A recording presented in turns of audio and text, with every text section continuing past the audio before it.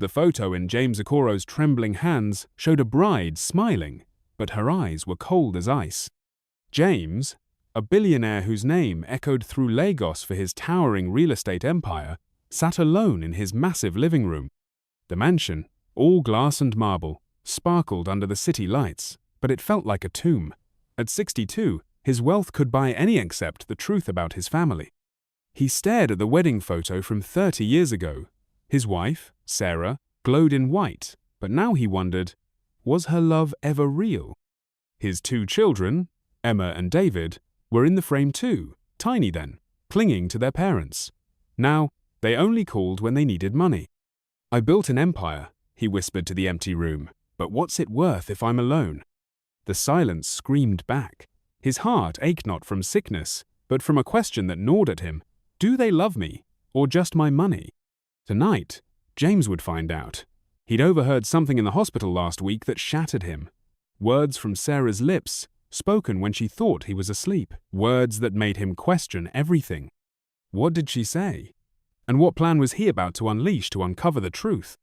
You'll see. But first, let's step into the glittering, hollow world of James Okoro, a man who had everything, yet nothing at all.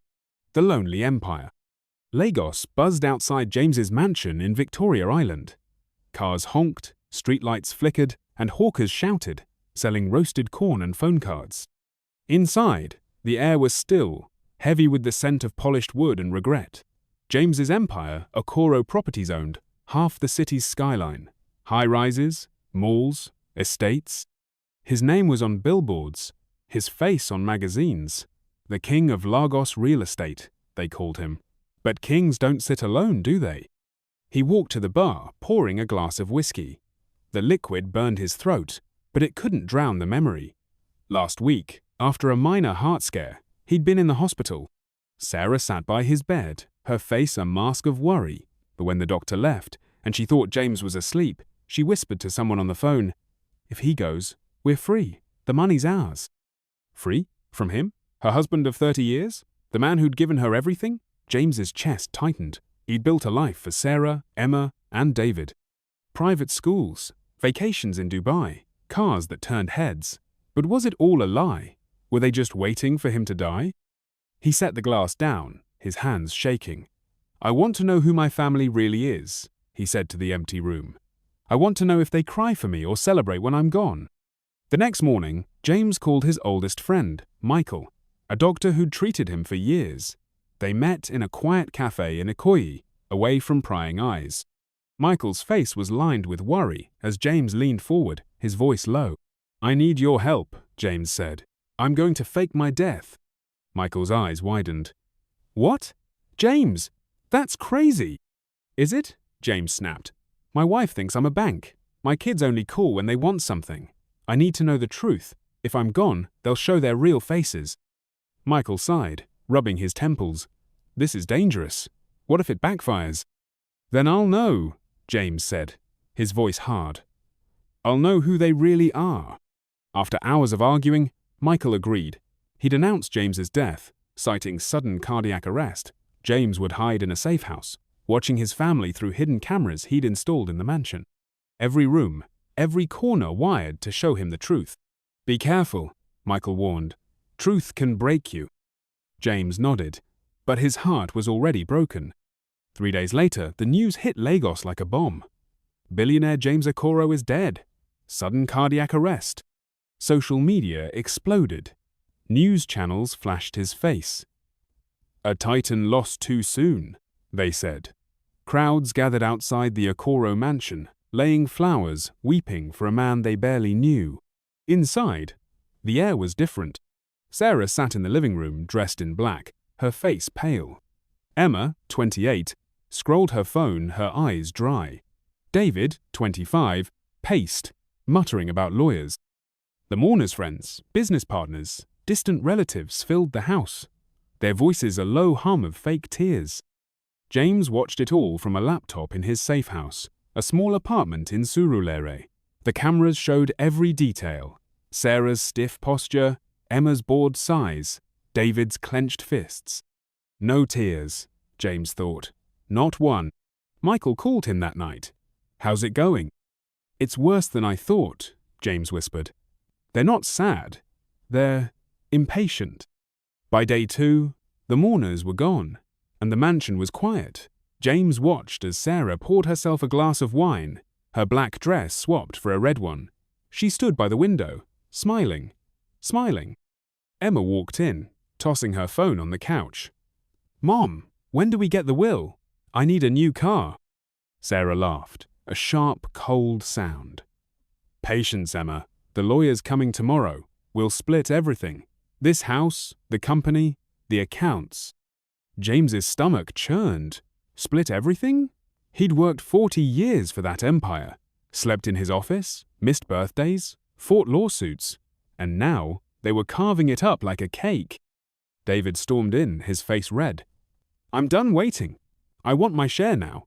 I'm starting my own club in Lekki." Sarah raised an eyebrow. "Calm down, David. We're rich now. No need to fight." "Rich now?" James's hands clenched. "What about me?" Then the doorbell rang. Sarah's smile widened. She opened the door, and a man walked in tall, handsome, maybe 40. He kissed her, long and deep, right in the living room. James's heart stopped. "Who's that?" Emma asked, smirking. "Peter," Sarah said, giggling like a teenager. "He's been waiting for this day as long as we have." James dropped the laptop. His wife had a lover. His children didn't care. They were celebrating his death. James couldn't sleep that night. He paced the safe house, the walls closing in. Michael came over, his face grim. "They've buried you alive, James," he said. "What are you going to do?" James's eyes burned with tears, but his voice was steel. "I'm going to haunt them while I'm still breathing." He turned back to the laptop. Sarah and Peter were in his bedroom now, laughing, planning a trip to Paris. Emma was on her phone, posting about her grief while sipping champagne. David was on a call, bragging about his inheritance. But then, something caught James's eye. In the study, his old housekeeper, Mary, was cleaning. Mary, who'd worked for him for 20 years. Mary, who'd raised Emma and David when Sarah was too busy shopping. Mary, who'd never asked for a dime beyond her salary. She sat at his desk, holding the same wedding photo James had stared at. Her fingers traced his face, and a tear fell. "Oh, sir," she whispered, "you were too good for them." James froze. "She's crying for me." The next day, James called Michael. "I need to know more about Mary." Michael frowned. "The housekeeper? Why?" "She's the only one who cares," James said. "I need to know her story." Michael dug into Mary's past. She was 45, a widow with a son, John, who worked as a driver for Okoro Properties. They lived in a small flat in Yaba, scraping by on her salary. Mary had never complained, never asked for favors. She'd been loyal when no one else was. James's plan shifted. He'd been focused on his family's betrayal, but Mary's tears gave him something new. Purpose. He wasn't just going to expose Sarah, Emma, and David. He was going to reward the one person who'd stayed true. The lawyer arrived at the mansion on day 3. Sarah, Emma, and David sat in the living room, practically vibrating with excitement. James watched through the cameras, his jaw tight. The lawyer, Mr. Ad, opened a folder. "Mr. Okoro's will is clear. His estate properties, company, accounts goes to one person." Sarah leaned forward. "Who?" "Mary Johnson," Mr. Aid said. The room exploded. Sarah screamed, "What?" Emma threw her phone. David punched the wall. "That maid," Sarah shrieked. "She's nothing, a nobody." Mr. Ade stayed calm. "It's legal. Signed 2 days before his death." James smiled from the safe house. He'd changed the will that morning, using a trusted lawyer friend to backdate it. Sarah and the kids would get nothing. Sarah wasn't done. That night, she called Peter. "We need to fight this. Mary can't have it all." Peter smirked. "We'll ruin her. Dig up dirt, spread lies. No one will believe a maid deserves billions." Emma chimed in. "I'll get my followers to drag her online. She'll be a joke by tomorrow." David nodded. "And I'll talk to the board. They'll never let a cleaner run the company." James watched, his heart sinking. They weren't just greedy, they were cruel. But he wasn't ready to reveal himself yet. He needed more. He needed to see how far they'd go. Mary's burden Mary, meanwhile, was in shock. She sat in her tiny flat, John by her side. "Why me?" she whispered. "I just cleaned his house." John hugged her. "You were loyal, Mum." He saw that. But Mary's eyes were scared. "They'll come for me. Sarah, Emma, David, they'll never let this go." She was right. The next day, social media was on fire. Emma's posts called Mary a gold digger and a thief. Fake stories spread about Mary stealing from the mansion.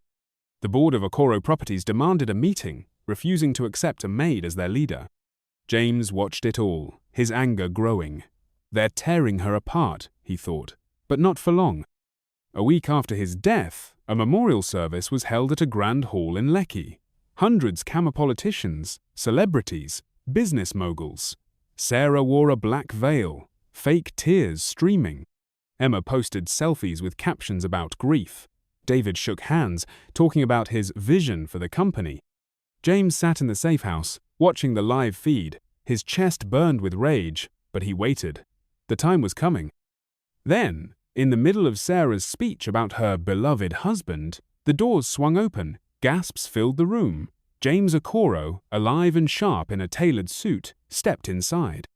"I heard you were praying for my soul," he said, his voice cutting through the silence. Sarah froze. Emma dropped her phone. David's face turned white. The crowd erupted in whispers. "He's alive? What's happening?" James walked to the podium, his eyes locked on Sarah. "I'm not dead," he said, "but I've seen enough to know who you really are." What did James see? How will he confront his family's betrayal? And what secret is Mary hiding that could change everything? Stay tuned for part 2, where the truth explodes. A shocking twist flips the story, and one person's loyalty changes the Okoro legacy forever. Sarah's scream echoed through the hall, but James's eyes were colder than the grave he'd just climbed out of. The memorial service was chaos. Cameras flashed, voices shouted, and Sarah, Emma, and David stood like statues, their faces pale with shock. James Okoro, the billionaire they'd buried, was alive, and he was angry. "You thought I was gone," he said, his voice low but sharp. "But I've been watching. I know everything." The crowd held its breath. What did he know? And what was he about to do? Curiosity loop. Retention wall. James's return wasn't just a shock, it was a bomb about to detonate. He'd seen his wife's lover, his children's greed, and a loyal servant's tears. But there was one secret he didn't know, yet a truth that would shake his world even more. What's the secret? And how will it change the Okoro Empire? Let's dive back into the fire. James stood at the podium, his gaze sweeping the room. Sarah tried to speak, but her voice cracked. "James, we thought you were—" "Dead?" he cut in. "You were quick to celebrate, Sarah. You and Peter."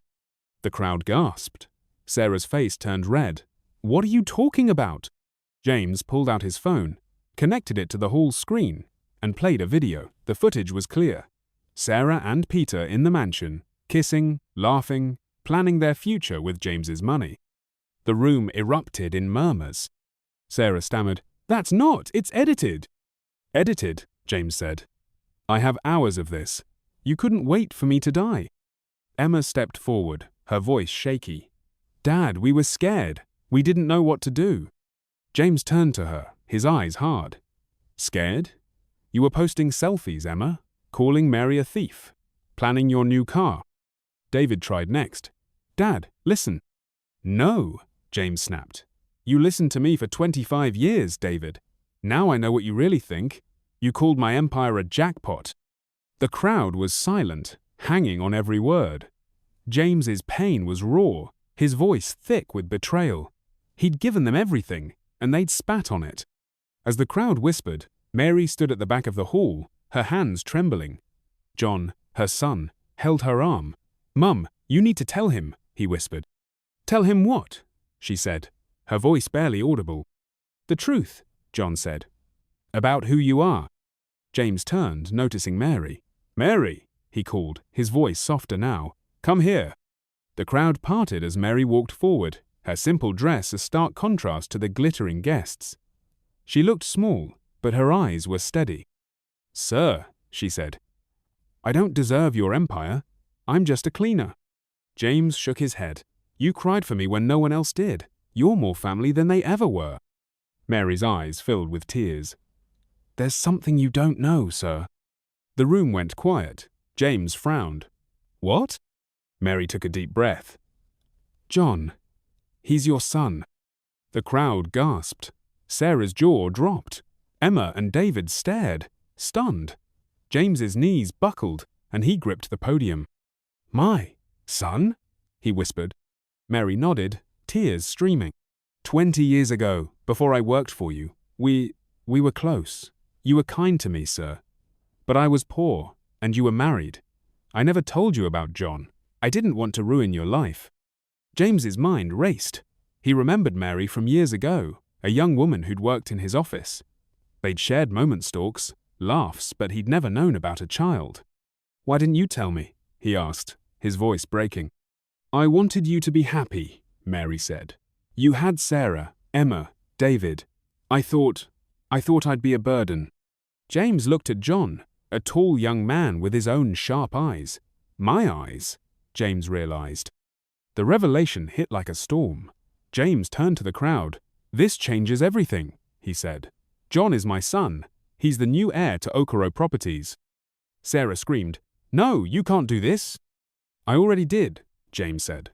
"The will is signed. Mary and John get everything." Emma lunged forward, tears streaming. "You're giving our money to a maid and her bastard son." James's hand slammed the podium. "Don't you dare call him that. John is my blood, more than you ever were." The crowd was in chaos, phones recording every second. Social media was already buzzing. Billionaire's secret son. Okoro family drama. Sarah wasn't finished. That night, in a hotel room, she met with Peter and a man named Victor, a hacker with a shady reputation. "I want John ruined," Sarah hissed. "Make him look like a criminal." Victor smirked. "Easy. I'll leak fake emails, videos, bank records. By tomorrow, he'll be a thief in everyone's eyes." Emma joined in, her fingers flying over her phone. "I'll get my followers to spread it. John the Thief is trending tonight." David nodded. "And I'll talk to the board.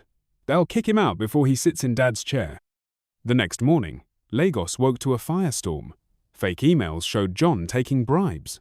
A video, edited to perfection, had him insulting a major tribe. Social media exploded with hate. "John's a fraud. He doesn't deserve the empire." John stood in the Okoro Properties boardroom, facing a dozen angry board members. "I didn't do this," he said, his voice steady. "I'm no thief." The chairman, Mr. Bello, sneered. "A driver? Leading us? You're a joke." John's eyes burned. "I didn't ask for this, but I'm here to protect my father's legacy. If you're against me, you're against him." He pulled out a USB drive. "I traced the leaks. They came from Sarah Okoro's laptop." The board gasped. John played a recording Sarah's voice, clear as day, hiring Victor to frame him. The room went silent. That afternoon, John faced the press outside Okoro Properties. Cameras flashed, reporters shouted. He stood tall, his voice calm but strong. "I grew up with nothing," he said. "My mum cleaned houses to feed me, but she taught me loyalty, honesty. That's what my father, James Okoro, stands for, and that's what I'll bring to this company." He played the recording of Sarah's plot. The crowd gasped. Reporters scribbled furiously. Social media flipped. "John's the real deal. Sarah exposed." James stepped forward, his arm around John. "This is my son," he said. "He's the future of Okoro Properties." The crowd cheered. Sarah, watching from her hotel, threw her phone and screamed into the empty night. That night, James and John sat in the mansion's garden, the city lights twinkling below. "I lost so much," James said, his voice heavy. "Sarah, Emma, David, they were my world." John nodded. "I know loss too. Mum hid me to protect me, but it hurt, feeling like I didn't belong." James looked at him, tears in his eyes. "You belong now. You're my son." John smiled, but his heart ached. He'd gained a father, but the family he'd dreamed of, a big, happy one, was gone. The final blow. Sarah, Emma, and David were cut off.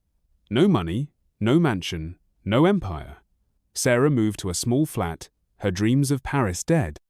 Emma's followers turned on her, calling her a fake heiress. David's club plans collapsed, his friends abandoning him. Mary and John moved into the mansion, but it didn't feel like home. "Some crowns are built from loss," Mary said, her voice soft. John nodded. "But we'll make it ours." "For Dad." James stood on the balcony, looking over Lagos. The city he'd built was alive, but he felt hollow. He'd once exposed the truth, found his son, reclaimed his legacy, but the cost was heavy. His wife, his children, his trust all gone. Yet, as John joined him, a spark of hope flickered. "We'll build something new," John said. "Something real." James smiled, a tear falling. "Yeah," he said, "something real." The camera panned out, the city glowing, a story of betrayal and redemption etched into its skyline. What will John and James build together? Will Sarah fight back? And can a broken family ever heal? Share your thoughts below and subscribe for more stories of heartbreak, truth, and triumph.